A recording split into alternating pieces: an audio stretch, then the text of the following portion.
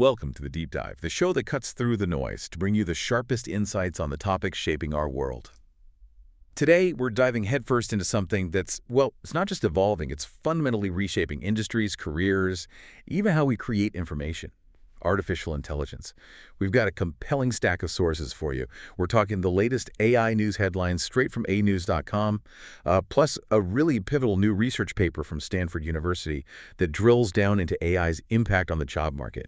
Our mission today, help you connect these dots, understand what this rapid transformation really means for you. Yeah, and what's truly fascinating here is how these, seemingly separate pieces, massive infrastructure builds, shifts in hiring, they actually weave together.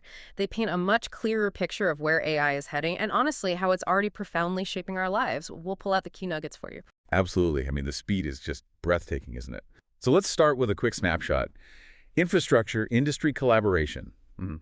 Where are we right now? I saw Applied Digital is breaking ground on its Polaris Forge 2 AI data center in North Dakota. Yeah. $3 billion.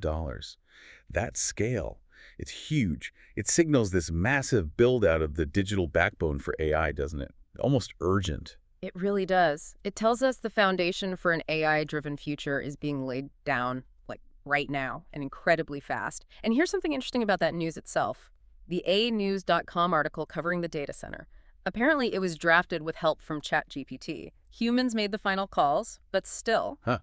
That's pretty meta, right? Yeah.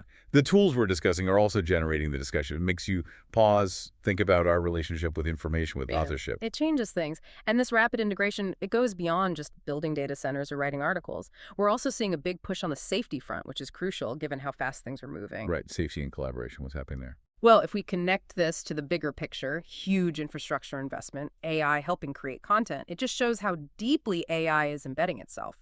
And look at capability jumps. Take the SWE benchmark that measures AI coding ability. Performance went from, 4.4% in 2023 to an incredible 71.7% in 2024. Just massive. 70%, wow. That's astronomical growth and capability. It is. And because of that kind of power increase, safety becomes paramount. Ethics control. That's why you're seeing OpenAI and Anthropic actually sharing models now for joint AI safety testing. It's a sign the industry recognizes the need for guardrails, especially when you see projections that LLM adoption at work could hit like 46% by mid-2025. Almost half the workforce using these tools. It's becoming fundamental. Yeah, it's not niche anymore. Okay, so those numbers, the capability, the adoption, Right. They're eye-opening. But it brings us to the really big question for so many people. What does this mean for our jobs? The human element. And that's exactly where this new Stanford paper comes in, right? Precisely. It's titled, Canaries in the Coal Mine, 6 Facts About the Recent Employment Effects of Artificial Intelligence. The authors, Brynjolfsson, Chen, they use something really interesting, high-frequency administrative data, basically anonymized payroll records from ADP, a huge provider, so it's near real time. Real-time payroll data. Okay, so this isn't just theory. It's granular, ground-level stuff. Exactly. It gives us this powerful lens on how generative AI is actually impacting jobs right now. And it reveals some, surprising and pretty significant trends, especially for early career workers. Canaries in the coal mine. That title definitely suggests early warnings. So what's the headline finding? The core finding is pretty stark. Since generative AI really took off, there's been a substantial and, importantly, disproportionate decline in employment for young workers in AI-exposed jobs. Let's break down their 6 facts to really get it. Okay, fact number 1. Fact 1. This disproportionate decline for young AI-exposed workers, we're talking early career folks, ages 22 to 25. In roles like software developers, customer service reps, jobs with high AI exposure, they've seen significant employment drops. Get this, software developers aged 22-25. Nearly a 20% decline by July 2025 compared to late 2022. 20%? Wow, that's substantial. And customer service, similar. Very similar pattern. And critically, this contrasts sharply with older, more experienced workers in those same jobs. Their employment was stable or even grew. And it also contrasts with workers of all ages in jobs less exposed to AI, like nursing aides, health aides. Their employment held up. Okay, so it's really targeted at that intersection of youth and AI exposure. But is this just those specific jobs dragging down the average for young people, or is something broader happening to their overall employment? Great question. That leads right into fact number 2. Stagnant overall employment growth for young workers. Even though the national job market looks pretty robust overall, employment growth specifically for 22 to 25-year-olds has basically flatlined since late 2022. flatlined, despite a good overall economy. Yeah.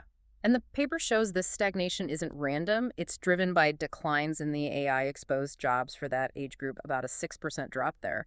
Meanwhile, older workers, say 26 and up, in those same AI-exposed jobs, they actually saw employment increases of 6% to 9%. So the canary isn't just the job type, it's the younger demographic within that job type. That's specific. It really pinpoints it. And this brings up a crucial point about how AI is being used. Is it helping people or replacing them? Right, because not all AI interaction is the same. What did they find there? That's fact number 3, automation versus augmentation. This is key.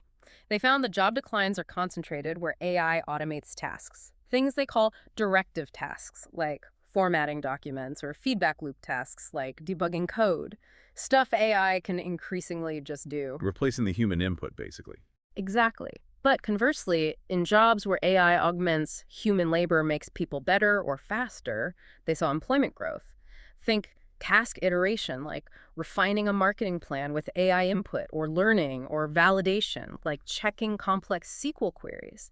So the type of AI integration really matters. It's not just exposure, it's whether AI substitutes or complements. That distinction is huge. It's not just AI is coming for jobs, it's AI is coming for certain tasks, and that affects jobs differently depending on how it's deployed. Okay, this data seems strong. But could it still be other economic factors, like maybe those sectors were just hit harder by interest rates or something? How sure are they it's AI? Excellent point, and they address that directly. That's fact number 4.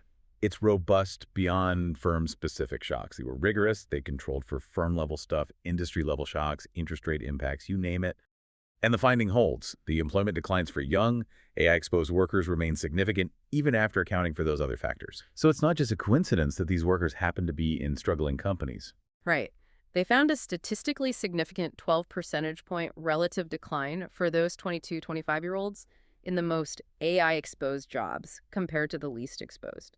That's a big gap, and it persists after controls. Yeah. It really points the finger towards AI as a driving factor. Okay, that strengthens the case considerably. Yeah. It does seem like a broader AI-driven trend. So we're seeing big shifts in who gets employed. What about pay? Are wages dropping for these roles too? That's fact number 5, and it's interesting. Employment adjusts, compensation less so, at least for now. The study found surprisingly little significant difference in annual salary trends, whether you look by age or by AI exposure level. So companies are adjusting headcount, but not cutting pay for those who remain. Why would that be? It raises that question of sticky wages. It could just be too early, these changes are recent. Or it might be that the market adjusts first through hiring freezes, maybe layoffs, rather than immediate pay cuts for current employees. So employment numbers, who gets hired and kept, seem to be the first lever being pulled in response to AI. Wages might follow, or just differently later on. Fascinating. So the impact is felt first in job opportunities, especially entry-level ones, rather than immediate paychecks for existing workers. Okay, and finally, how broad is this? Is it just tech, just remote work, or more widespread? That brings us to fact number 6, broad consistency.